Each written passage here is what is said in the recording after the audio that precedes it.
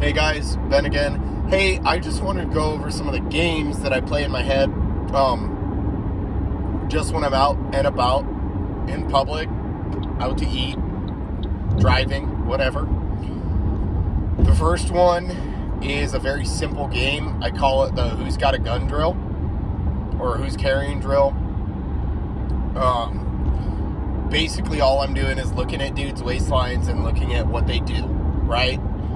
So, and this goes for men or women, but a lot of dudes, especially appendix carry, right? And if they think that they're printing or something like that, they'll do something along where they carry to adjust their shirt or fuck with their fucking cover garment or whatever, right? So that's a dead giveaway right there. Otherwise, I mean, it's not subtle. I've seen multiple dudes carrying shit handguns like Tauruses, XDs, and fucking Canics. Shit handguns and swallow the back. Okay, please do not do that shit.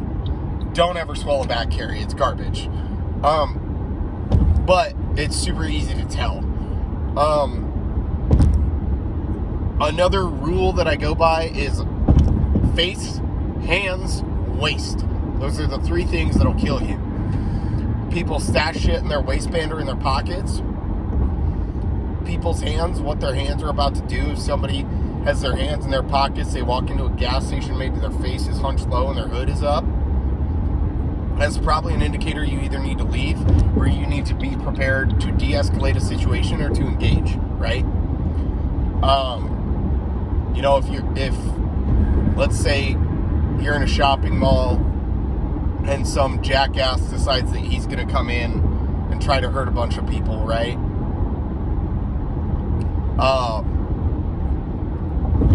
Indicators of that could be, you know, somebody with a big jacket in the summer, you know, things like that. So I just kind of look for what looks out of place, things like that.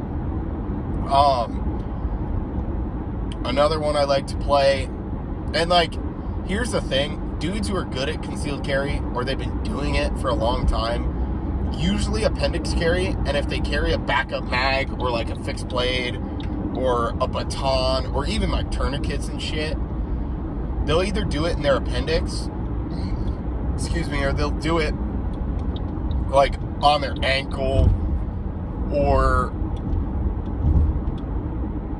they'll do it like in a backpack right here. I've got all my medical stuff.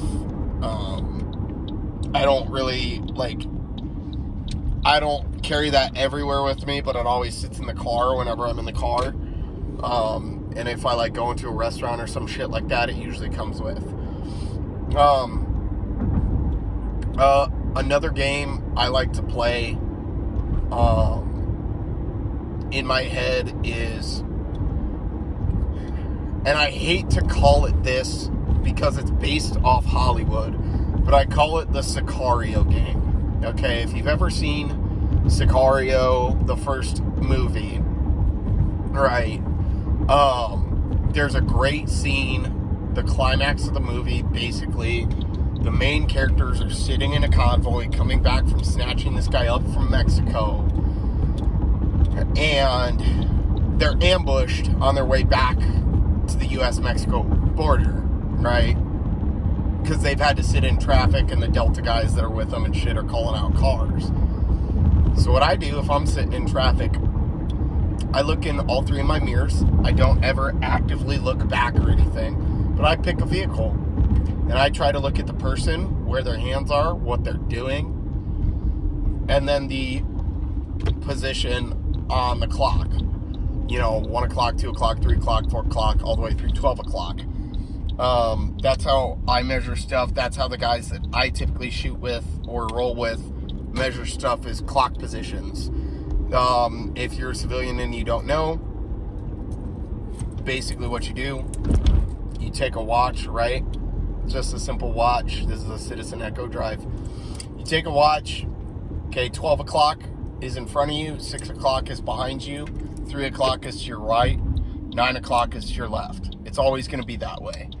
Anything else is based off any other clock positions.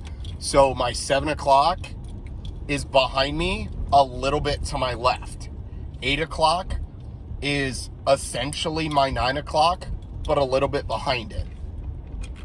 So I like to do things like that. I typically try to get the plate, or I typically try to say, if I feel like something's a little froggy with a person in that vehicle, then I will typically try to pick out what is froggy about that, or maybe why I don't like the situation. And so I call it the Sicario game. I think in Sicario they say something like red Nissan 3 lanes over my 7 o'clock, and then green car 2 lanes over 8 o'clock or something like that. If you concealed carry, even if you don't do it regularly, just as a situational awareness thing, you should do this, or a variant thereof, and do it whatever way you see fit. So if that means that, you have to modify that to who is the most threatening or intimidating person that comes into the room, you pick that.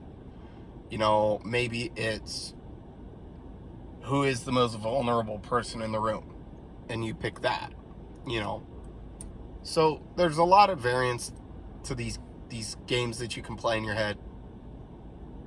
Just figure them out. Figure out what works for you as far as the games. Keep up on your mental skill set. Keep up on your situational awareness. That'll get you out of a lot of situations, because the best fight that you're in is the one that you're not in. You win every fight you don't fight, right? If you were tasked with taking a muddy hill in Vietnam, and it turns out there's no enemies on top of the hill, you won that fight because you didn't get into one, right? So think about it like that. Every fight you don't get into, you win. All right, guys, have a good day. Stay safe.